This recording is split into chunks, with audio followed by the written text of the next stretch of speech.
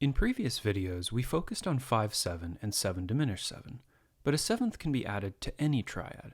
After 5/7 and 7 diminished 7, the most common seventh chord in the classical repertoire is 2/7.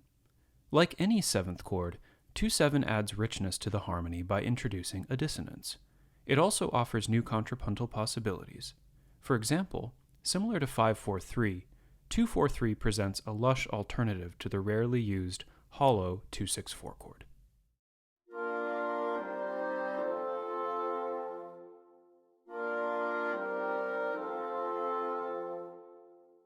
Because scale degree 6 differs in major and minor, 2/7 takes on a different quality in each mode.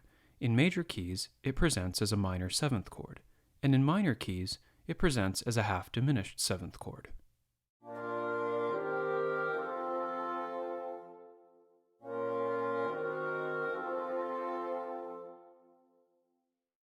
As with all chordal sevenths, the seventh of 2/7 tends to resolve down by step. When 2/7 is followed by a cadential 6/4, however, the seventh transforms into a suspension that only resolves when the cadential 6/4 moves to 5.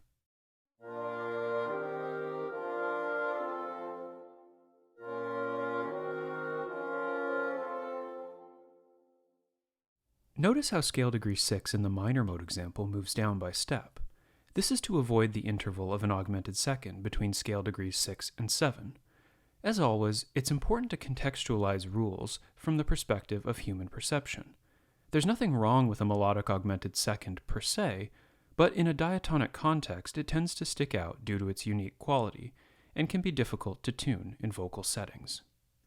These examples also show how the chordal seventh of 2/7 resolves similarly to that of 5/7, down by step. 2/7 differs, however, in how the chordal seventh is approached.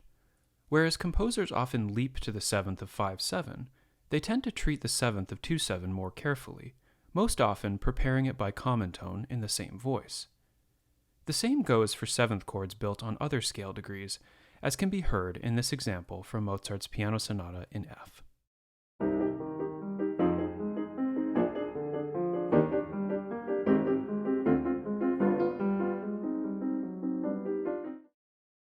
This difference in treatment likely stems from the ubiquitousness of 5/7 in the classical repertoire.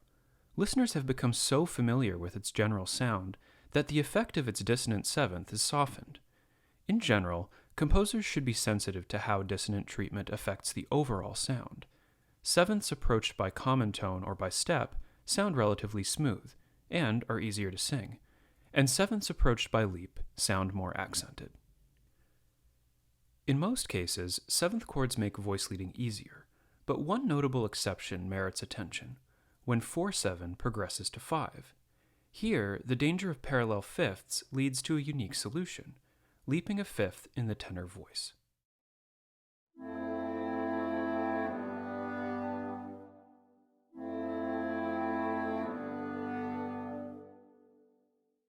As with any root position seventh chord, it's also common to double the root and omit the fifth to improve smoothness of line.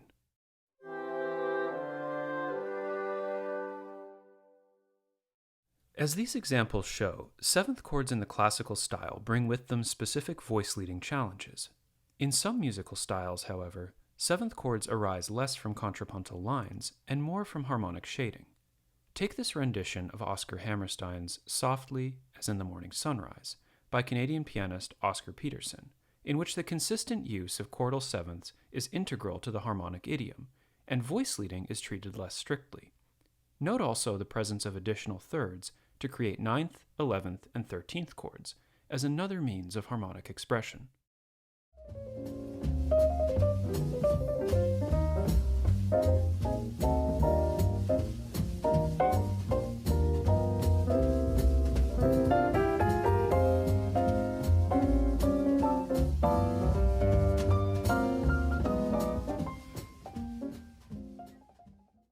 No matter the context, seventh chords bring with them new compositional opportunities, whether it be a more varied palette of harmonic shadings, a more intricate treatment of tension and release, or an enlargement of contrapuntal possibilities.